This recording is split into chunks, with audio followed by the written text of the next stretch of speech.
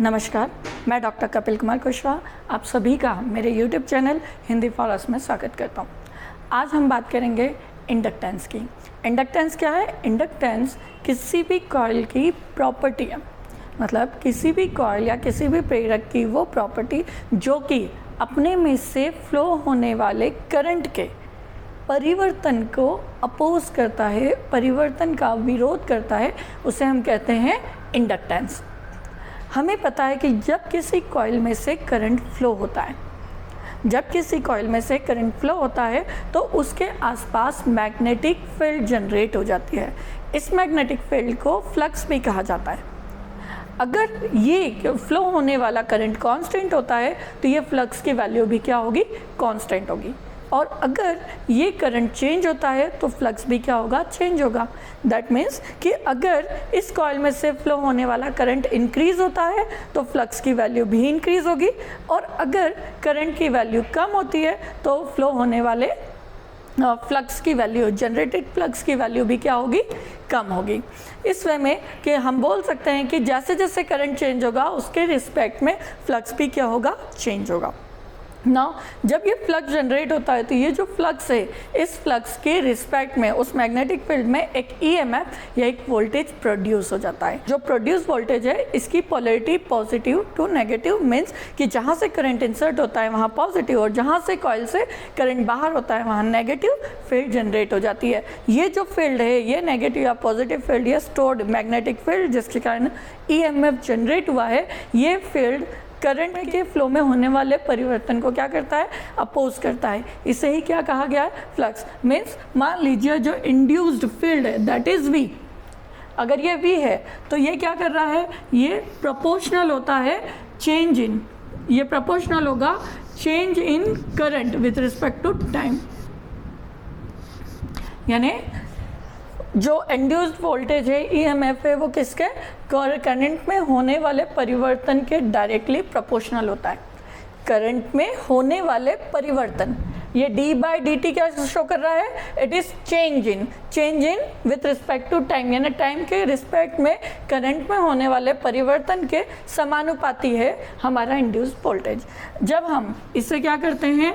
Remove करते हैं तो यहाँ पर एक कांस्टेंट आ जाता है that is known as L। So it is L di/dt।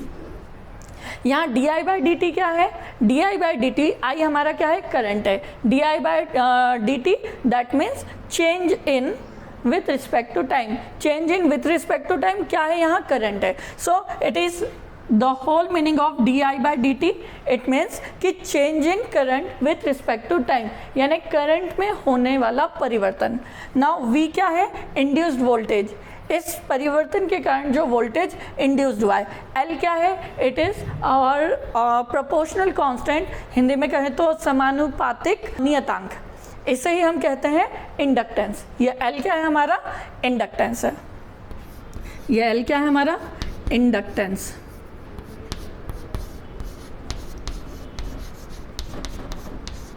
ये हमारा इंडक्टेंस है। तो ये L जो है हमारा इंडक्टेंस। अब जो L है इसे जनरली इसकी जो यूनिट होती है वो होती है हेनरी। हेनरी जो है नॉर्मली एक बहुत बड़ी यूनिट है, बहुत लार्ज यूनिट होती है, इसलिए जनरली जो हमारे इंडक्टर होते हैं वो इंडक्टर हमेशा हमें millihenry, it means just like none, इसके आगे कुछ भी नहीं लिखा है, इट मीन्स 1 मिली हेनरी, तो इट इज़ 10⁻³ हेनरी।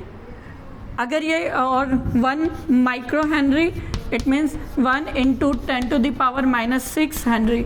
यानी हेनरी जो है एक लार्ज यूनिट है, और इस यूनिट के रिस्पेक्ट में जो हमें जनरली हमारे पास जो इंडक्टर होते हैं उनकी साइज़ जो होती है, उनकी जो वैल्यू होती है, उनका मान जो है वो क्या है? 1 मिली हेनरी, माइक्रो हेनरी आदि में होता है। अब हम बात करेंगे इंडक्टर की। Next topic is inductor. So inductor क्या है? Definition of inductor. इंडक्टर एक पैसिव एलिमेंट है।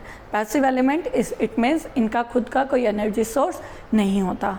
इंडक्टर क्या है? इंडक्टर एक ऐसा कंपोनेंट है जिसका यूज़ एक स्पेसिफिक अमाउंट के इंडक्टेंस को प्राप्त करने के लिए किया जाता है। स्पेसिफिक अमाउंट का इंडक्टेंस, प्रेरक प्रेरकत्व प्राप्त करने के लिए किसका यूज़ किया जाता है? प्रेरक का, इंडक्टर का। जनरली इंडक्टर जो हैं इनका यूज़ किस लिए किया जाता है?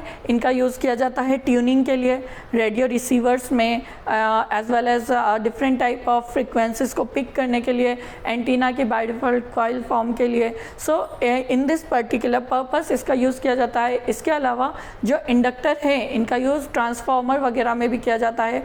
बहुत से सर्किट या बहुत सी एप्लीकेशन में AC अल्टरनेटिंग करंट को रिड्यूस करने तथा DC को पास करने के लिए भी इंडक्टर का यूज़ किया जा सकता है। ऐसी एप्लीकेशन में इस इंडक्टर को चोक कहा जाता है।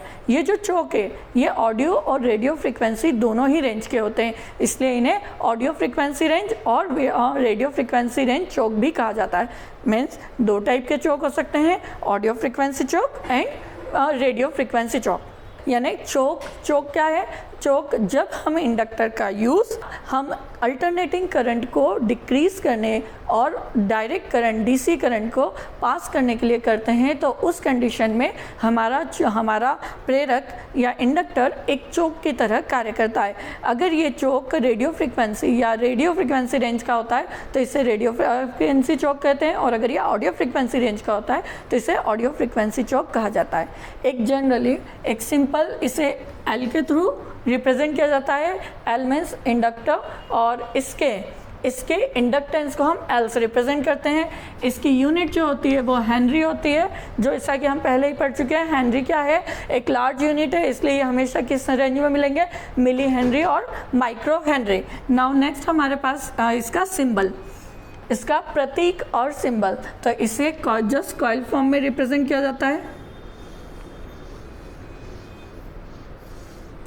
That is L। यह हमारा क्या है? इंडक्टर है। इंडक्टर के भी डिफरेंट कॉन्फ़िगरेशन होते हैं जो कि करंट एंड मटेरियल पर डिपेंड करते हैं। नेक्स्ट क्लास में हम पढ़ेंगे टाइप्स ऑफ इंडक्टर के प्रकार। Thank you.